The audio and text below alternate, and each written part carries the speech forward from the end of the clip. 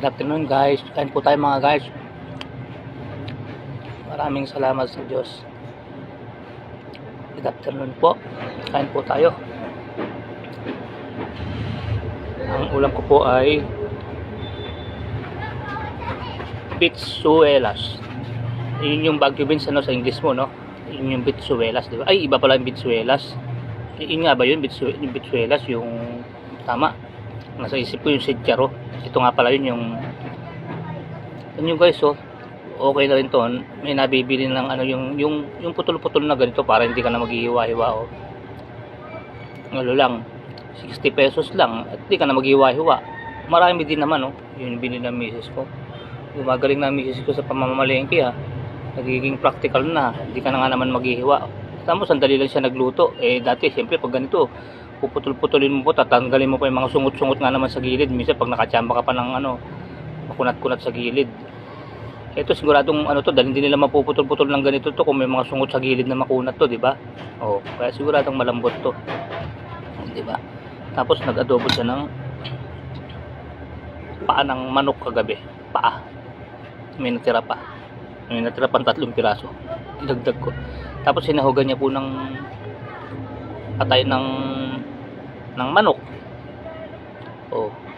Ang kilo ng atay ng manok na yun, ano lang, sa SM Subic, ano lang, 180. Ang binili ko kulang-kulang kalahati. Ayoko rin kasi na sobrang marami, na uumay ako, eh. Kulang-kulang kalahating kilo, ano lang, nasa 84. Pwede na. Oh. Hanggang mamayang gabi na namin to. Tapos yung bitsuelas, ang dami ng 60 pesos, halos isang kilo 60. Yung hiwa-hiwa na. O di hanggang mamayang gabi na may gulay. Tapos merong Adidas. Kaya lang maliliit ang Adidas ngayon. Ano ba yung mga Adidas mo? Parang mga, sabi ko parang 30 days lang ata yan, ah. Parang pugo lang, paalang ng pugo yan, ah. Kasi dati may nabibilihan kami sa Subic nito. Ang lalaki ng mga paa, parang mga paa ng pantres. Yung mapipintog ba yung paa? Yun ang magagandang gawing ano, eh. Adobong paa, yung mapipintog. Kasi liliit, eh. Akala ko, sabi ko sa kanya, eh, paalang ata ako ng pugo yan, ah. Pero pwede na rin, sabi niya, pinag-aagawan pa nga yan, eh. Nung bumibili siya.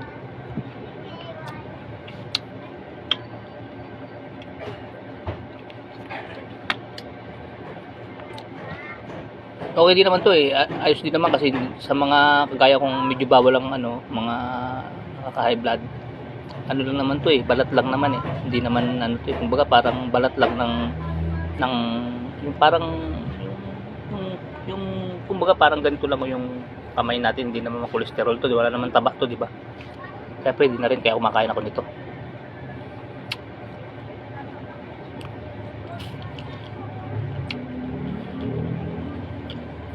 Kaya nga lang ito, payatang makukuha mo. Hanga ako sa mga nag-aano nito, yung naboboneless nila, ginagawa nilang chicharon. Ang tiyaga, no? Naboboneless nila to, eh. Ang ginagawa ng chicharon. Napanood ako ganun, eh. Ano kaya nila na boneless yun?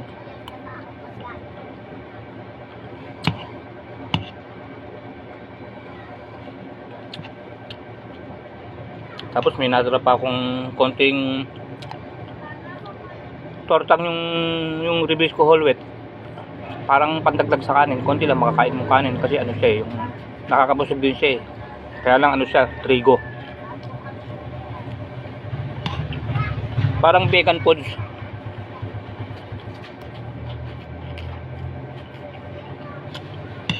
Tinuro ko sa anak ko yun sa ano, kasi tinuro sa akin ni Sis Yoli yun, eh. Shoutout sa Sis Yoli Antipolo. Tinuro niya sa akin sa SM yun, eh. Meron bilihan doon ng mga vegan foods na yung akala mo luncheon meat, pero ano siya, yung textured vegetable protein siya, parang vegetable siya na ikinorting ano, akala mo luncheon meat. Tinuro ko sa anak ko. Kaso sabi niya, Papa, ang mahal naman na tinuro mo sa akin, ang mahal pala nun. Mas mahal pa raw sa spam. Sabi niya, bibili lang ako ng tunay na spam, Papa, kasi yun ang bilhin ko. Ang mahal daw pala. Eh kaso nga, ano nga, ang ano doon yung kalusugan mo. Mas mahal pa pala sa tunay na luncheon meat yun. Pero pagka siyempre, kaya guys, alam nyo kung tutuusin, ang kalusugan minsan yung pagka gusto mo magpapayat at gusto mo magpalusog. Sa totoo lang, kaya iba hindi magawa mapagpapayat, medyo magastos din talaga magpapayat eh. Yung mga vegan foods, yung kasi itsura nun parang gaganahan kang kainin, masarap tingnan, pero gulay siya. Nakakita na ako dati ng ganun eh, nung nakatira ako sa subdivision sa lolo ko sa Fairview. Yung meron akong naging kaibigan doon na vegetarian. Kaya kung kinakain niya, akala ko hita ng manok oh, kung nakakorting hita ng manok. Tapos nung inalok niya ako, di kinagat ko, lasang gulay. Ang galing. Gaganahan kang kainin. Kaya lang, yung ano niya, gulay pala nakakain mo. Pero siyempre nakakagana dahil ipinormang kala mo karne. Ganun ang itsura. Kaya magastos yun kasi isipin mo, craftsmanship ang gumawa nun eh. Pinaghirapang ipormang hita ng manok yun eh. Pero hindi siya hita ng manok. Hindi siya karne. Yun ang binabayaran mo nun, yung skills ng gumawa nun, kaya medyo mahal. Pero healthy naman, di ba? Yung mga pinakain ng mga tinatawag ng mga vegan foods, yung hindi iwan sa karne. Parang ganito yung ginawa kong ano to, hindi naman to carbs, ano to, yung more on fiber, yung Ribisco whole wheat. Ito, ang protein lang dito yung nadagdag na isang itlog, yung ilang pinaka protein, yung para maging ano mo lang, yung pinaka tawag doon, yung pinaka para magdikit-dikit sila, yun lang.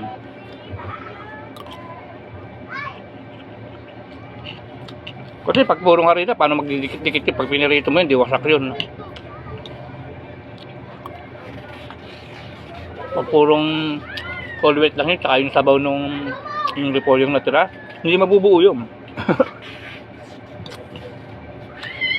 Kaya ngayon, okay ang pagkain kung may gulay. Bituela. Tsaka whole wheat.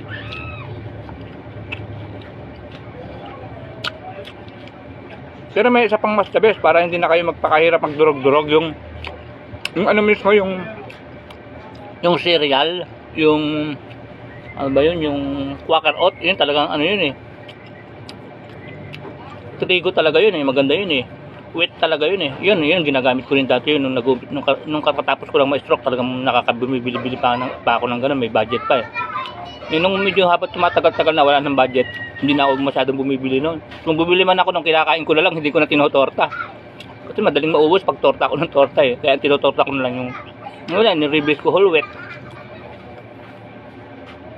Hindi tunay na arena. Ano siya, kumbaga yung trigo, yung masustansyang ano, arena. Arena din siya kung tutusin, pero ano siya, more on fiber.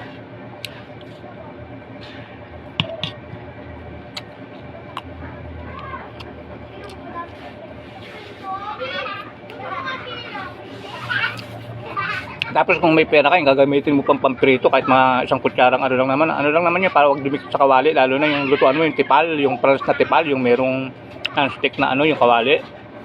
Isang kutsarang mantika lang doon, yung olive oil, ako healthy yun. Yun ang gagamitin mo ron, slow fire lang. Hindi didikit yun, maluluto mo ng maganda yun.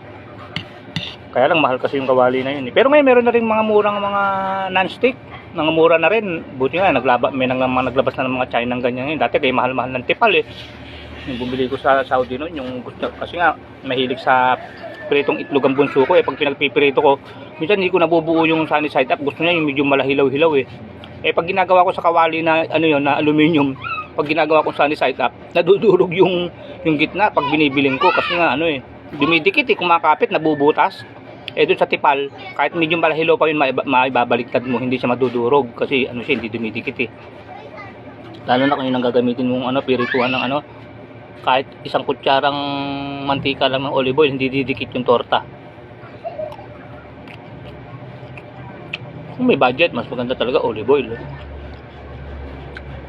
Healthy yun.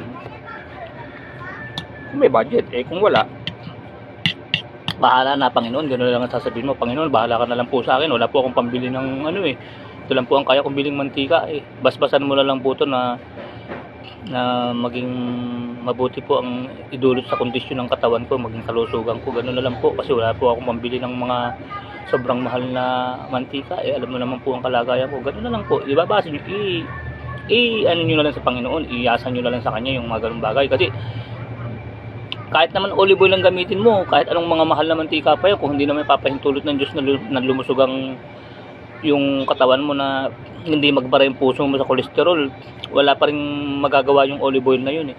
Diyos ang nagpapahintulot, sabi nga ng Diyos, ako ang sumusugat, ako ang nagpapagaling, ako ang bumubuhay, ako ang pumapatay. Kaya wala tayong magagawa pagka gusto na tayong, sa pabalang na salita, kung gusto na tayong patayin, pero hindi naman ganoon ang Panginoon na parang bastos pakinggan. Ano? Ibig sabihin, kung gusto ng kuhinan ng Diyos ang hininga natin, wala tayong magagawa.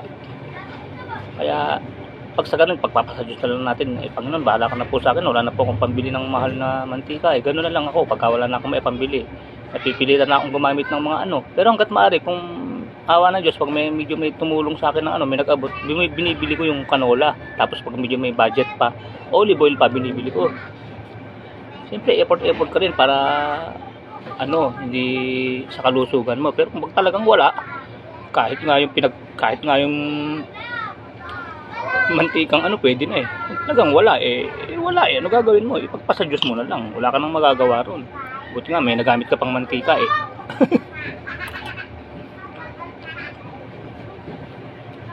Diyos na yung bahala sa ganun pagka talagang wala ka ng ano, kakayaan bumili ng mahal na mantika. Sa Diyos mo na lang yun. Di ba mga guys? Ganun lang naman ang buhay ng tao eh. Pag-effort ka hanggat kaya mo, pero pagka talagang wala ka nang magawa, sabihin mo, bahala ka na sa akin, Panginoon ko.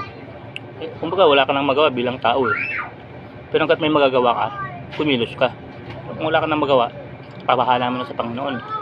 Wala ka nang magawa eh. Yun na lang ang hangganan ng kakayahan mo, hindi mo na kayang bumili ng mahal na mantika eh.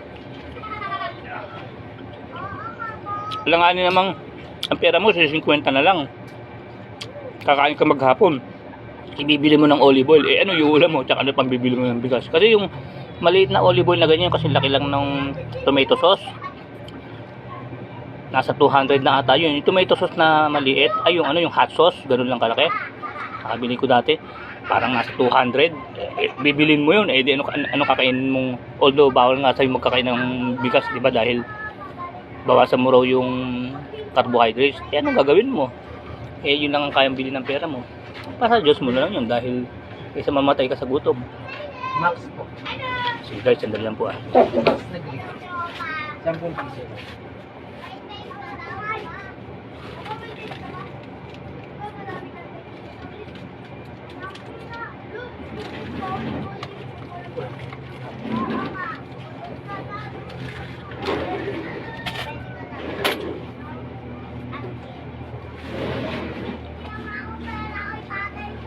Ayun, mabalik tayo sa pinag-usapan natin.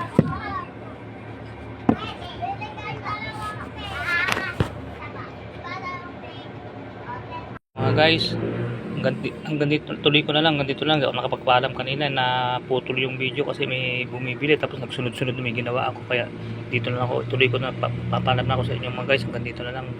Kaya ng dati, Kuya Raymond Vlog, keep safe, keep healthy, always trust God. Maraming salamat po sa Diyos. Yun nga po yung sinabi ko, yung mga bagay na hindi natin kaya, pagpasa Diyos na lang po natin. Pero mag-effort po tayo hanggat kaya natin. Pero yung hanggang dulo ng pagkaya natin bilang tao, ipasa Diyos na lang po natin. Ito, nagkakape na po ako, tapos na po akong magtanghalian eh. Sige po mga guys, thank you for watching. Bye bye po. May hangganan po kasi ang kakayahan natin, kaya hindi natin kakayanin. Pagka lagi mo ilalagay sa isip mo, wala kang magagawa. Pagka hanggang doon lang ang kakayahan mo, Diyos na ang gagawa ng hindi mo kaya. Sige po mga guys, salamat po.